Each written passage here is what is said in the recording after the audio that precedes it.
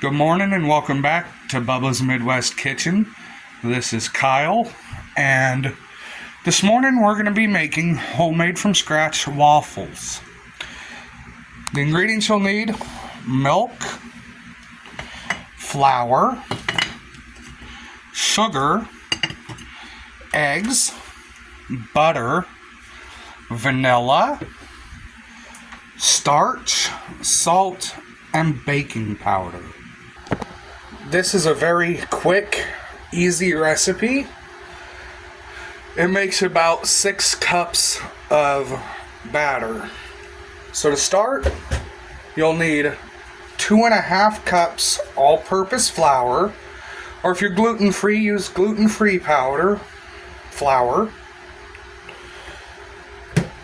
1,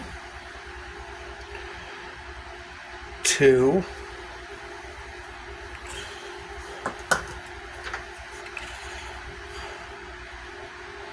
1.5. 2.5 cups of flour, 1 teaspoon or 5 milliliters, at least that's how this is marked, of salt,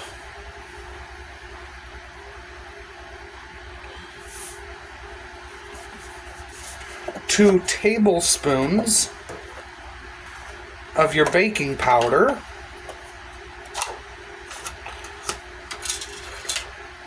I have this old school one that was, I'm pretty sure, my grandmother's or great-grandmother's. 2 tablespoons of powder. 1.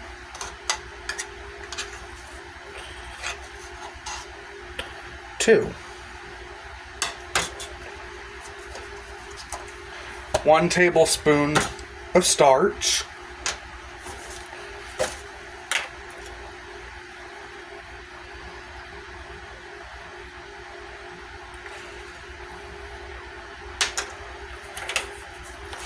2 tablespoons of sugar,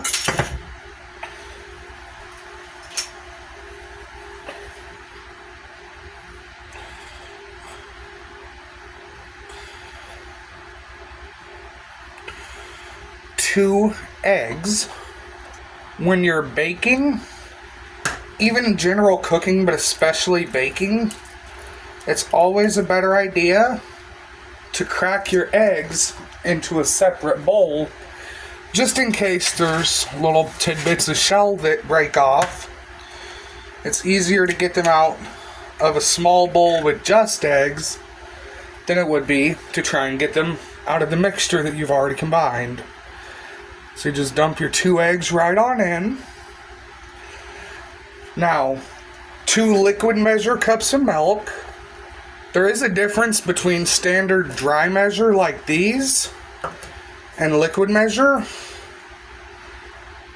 Most liquid measures anymore also have milliliters on it.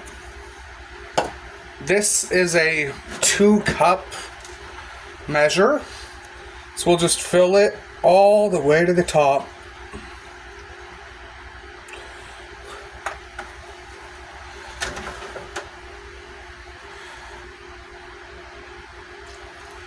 Pour that on in. Now you need a 1/3 cup of melted butter. When it comes to butter, if I can't get Hildebrand Dairy, I use Country Crock. They're also locally produced to me. So supporting the small businesses of our community.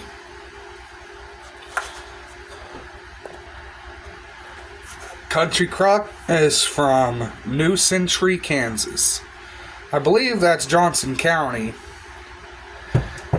So it's always good to support your local businesses like I do.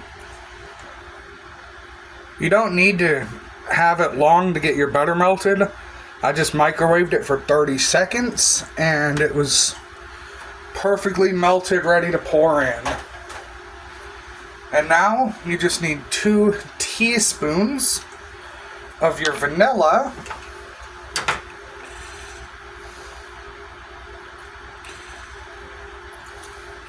A little extra splashing's always fine. And now you just grab your hand mixer, whisk, or fork, whatever you prefer to use, and just mix it on up. You just gotta mix until it's nice and smooth, pourable batter consistency. Now that it's all nicely mixed and combined together into a uniform consistency, we can pull our mixers out and come over to prep the waffle maker. The waffle maker I have is a Faberweller Walmart Simple Cheap. I think this one was like $20 when I got it. Single flip waffle maker. Once it's preheated, we can just pour on the batter and we'll see how it turns out. I also have a Power XL brand stuffed waffle maker that we'll be trying out today as well. This one is up to temp and ready to go. So go ahead and get it opened up. As you might be able to see, I already sprayed it down some as it was preheating. You want to use a good amount of non-stick spray so you don't have to tear your waffles to pull them out of the iron. So we'll go ahead and spoon in a little over half a cup. It's a little thicker than some store-bought mixes, but I'm sure it'll taste a whole lot better. You go ahead and close that down, flip it over, the indicator light will turn off, and once it's ready to be done, it'll light up. Now that that indicator lights came back on, we'll rotate it back over, flip it up, and oh my, look at that golden waffle.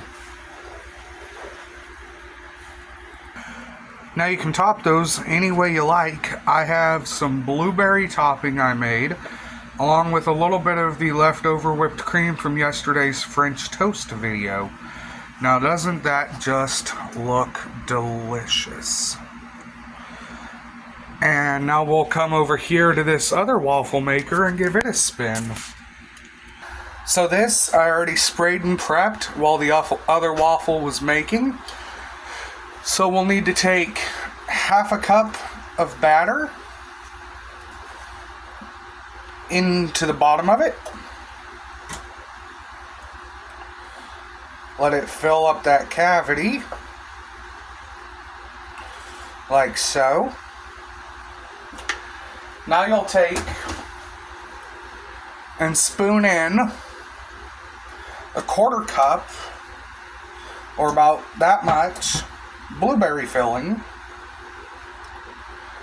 You'll top it with a quarter cup more batter, like so.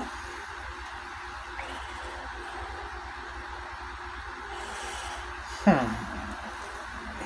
just want to cover that filling up as much as you can. And close it, lock it, flip it, and once that light comes back on, it should be ready. Okay, it's been going for quite some time now. I've actually never used this machine before, so there's a big learning curve. I'm not sure how it all works, but we'll pop it open and take a look, shall we? I did overfill it some, and you can see it seeped around the edges and didn't perfectly cover the filling. But let's go ahead and pull this on out and see what we're looking like here. If it will.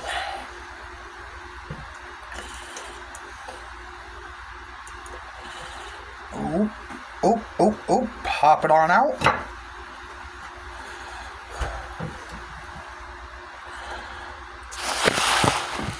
interesting looking. Very, very thick. So let's just cut her on open. Let's have a look-see at the insides of it, shall we? Oh, hot. That looks perfectly done. Stuffed waffle.